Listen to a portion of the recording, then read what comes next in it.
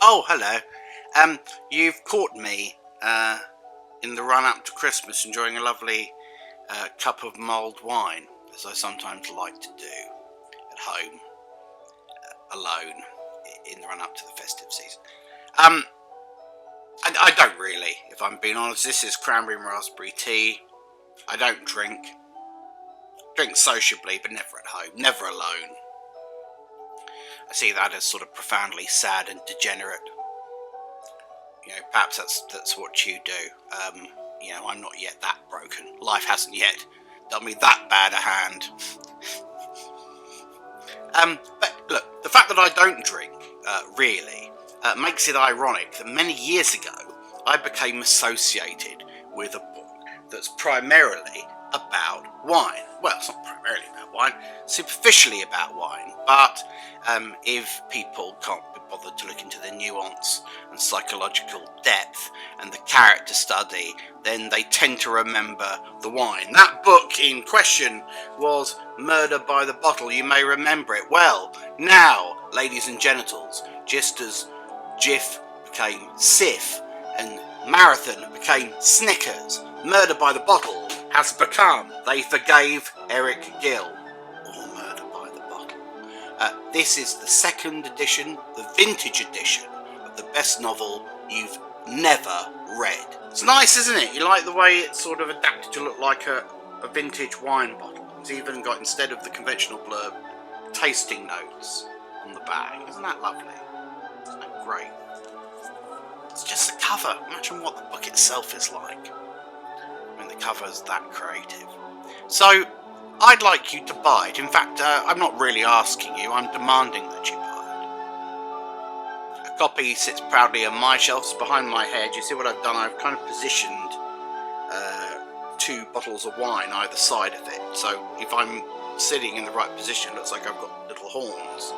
But actually, it's just to draw your eye to the bookshelf behind me. That's where my pride of place copy sits. Now listen, if you bought it before, you're probably thinking, well, why should I buy it again? There are many reasons. The new edition has got an additional 6 words. It's 6 words that I couldn't put in the first edition for moral reasons. There's a new introduction written by me. Fantastic introduction that will set the world of the book up for you, and will also give you a little bit of insight into me and why I bothered to write the fucking thing. It's worth it for that alone, really. I'm not just a sort of two-dimensional video presentation thing, I am a three-dimensional human being with an inner life. And great depths of psychological intrigue. And if you read the introduction to the novel, you'll get a little insight into me, a little window into my soul. But only a porthole, mind. If you buy the novel now, you'll have it in time for Christmas. If you're busy up to Christmas, you'll have it in time for after Christmas. So you can't lose by buying it now, can you? Now, just to be clear, the new title, They Forgave Eric Gill, is the old title. I was forced to change it by the original publisher, who didn't understand the title, or indeed understood it, but said to me, and this is a direct quote, "The trouble is, they'll have to read the whole book to understand it." Well, that'd be a fucking chore, wouldn't it? Having to read the book, understand the book. You think you can handle that? But Murder by the Bottle is part of the novel's lineage now. It's part of its history. And so I've retained it as an alternate title. I kind of like it. It's its sort of pulpy mirror image. But it isn't really about pulpy elements. It's really about character. It's really about psychological intrigue. It's really about why we do the terrible things we do. Can a good person be so bent out of shape by their ambition and their environment that they will do unspeakable things? Well, They Forgave Eric Gill is a novel that says yes, and here's how. Plus, did I mention there's wine in it as well, if you like wine? Lots of wine. It's not about wine.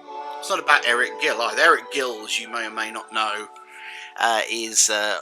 was an artist, but he got into a bit of trouble because it was discovered that he'd sexually abused his kids and his dog, and the public couldn't forgive the dog part. Don't care about human beings, but sexually assaulting a dog? What kind of depraved, sick lunatic does that?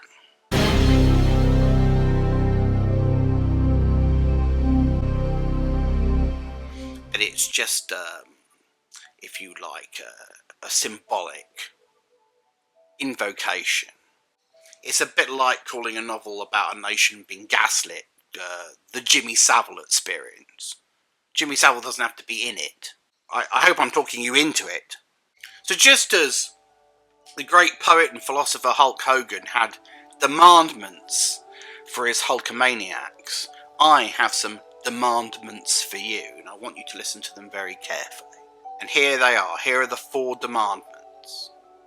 I need you to buy it, read it, review it, and recommend it. I'll say it again. Buy it, read it, review it, recommend it. Think you can do that for me?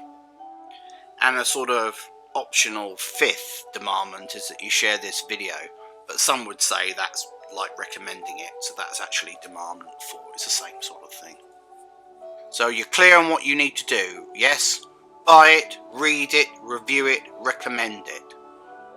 You'll have friends who won't have seen this video. Forward this video to them. Make sure that they buy it, read it, review it, recommend it. It's not a request. Right? I'm not fucking asking. Go out there and buy it. And then perhaps when enough of you have done so, we can reconvene and talk about it. That'd be nice, wouldn't it? And if you're staging a little reading group, maybe, in which this is the book under glass, if you're prepared to pay my expenses, I'll come along and facilitate that discussion. Especially if there's a few of your young, attractive friends there who, have rather too much white wine during book group. Might be impressed by somebody who's, got a book out.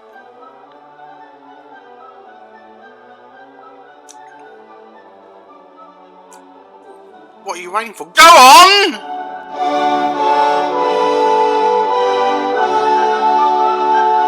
Oh yeah, Merry Christmas.